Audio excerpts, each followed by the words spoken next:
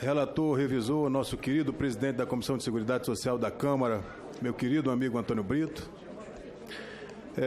Quero fazer minhas as palavras de elogio aos trabalhos dessa comissão, principalmente ao trabalho do nosso querido relator, pela sua tolerância, seu equilíbrio, sua visão de Brasil, ao nosso presidente também, que inclusive abriu para um debate agora há pouco, lá no nosso plenário 2 da Câmara dos Deputados com as entidades médicas, onde ele ouviu o pensamento das entidades.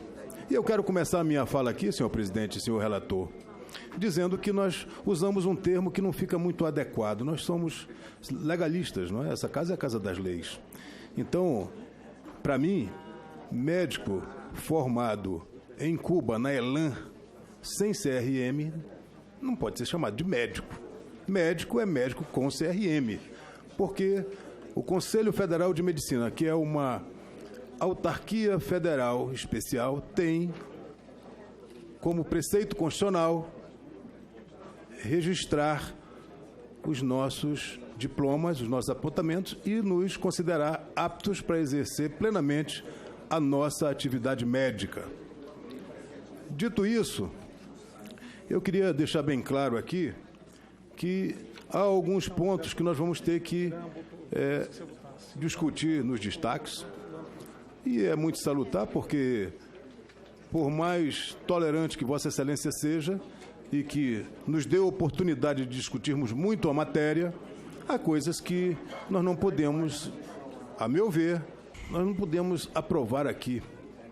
Por exemplo, nós temos aí a composição das instituições que vão fazer a revalidação de diploma no nosso país, que, aliás, isso já estava pactuado desde a Comissão de Seguridade Social lá da Câmara, quando, depois de um longo período dormitando lá, esse projeto foi aprovado. E aqui está o meu querido amigo deputado Alan Rick, que aqueceu com o nosso relatório, de que nós faríamos o nosso processo de revalidação 2 vezes ao ano com Ministério da Educação, universidades públicas e supervisão do Conselho Federal de Medicina. É isso que ficou acordado.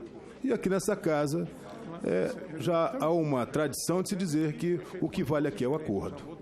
Então, feito esse acordo, esse projeto, na sua tramitação, foi para a Comissão de Educação, e na Comissão de Educação se alterou o texto. Se colocou que se poderia fazer pelo menos uma vez por ano.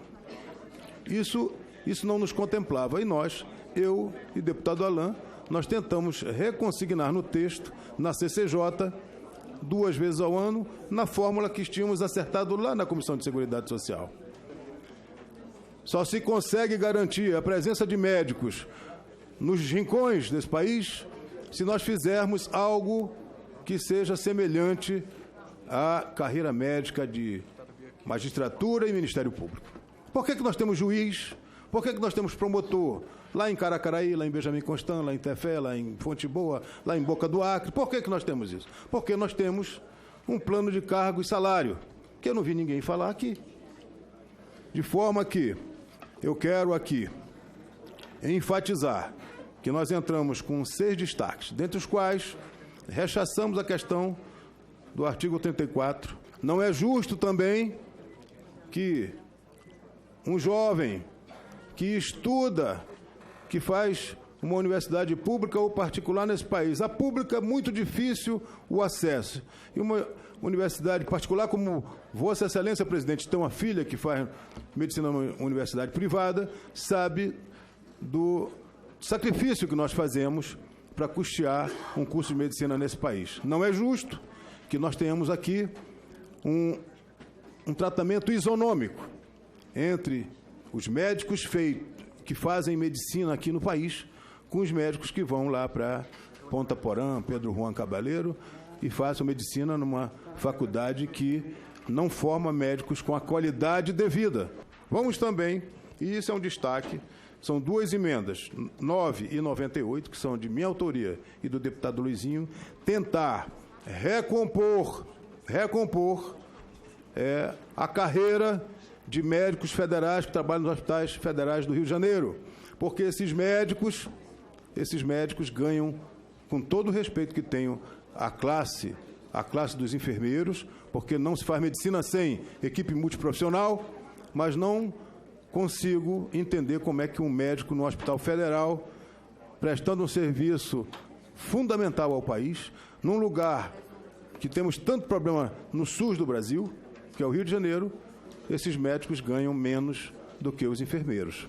Então, eu queria deixar consignado aqui de que vamos apresentar esses destaques e peço aos senhores e senhores deputados que analisem a matéria, porque se nós fazemos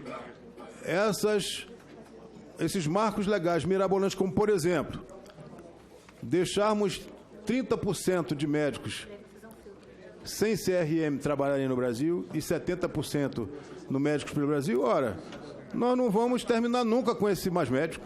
Nós vamos criar um grande negócio aqui. Vão se criar mais faculdades fora do país visando esses 30%. Então, isso é uma coisa que eu não posso concordar. De forma que vamos apresentar esse destaque e, se nós não conseguirmos tirar a universidade privada da revalidação e essa questão do mais médico, nós vamos destacar para votar em separado, presidente. Eu quero mais uma vez salientar o trabalho dessa comissão, tanto do presidente quanto do relator, como do revisor. A discussão foi grande, mas ela chega num ponto que nós vamos ter que ir para o voto e ir para os argumentos finais. Muito obrigado, presidente. Muito obrigado, senhoras e senhores deputados e senadores.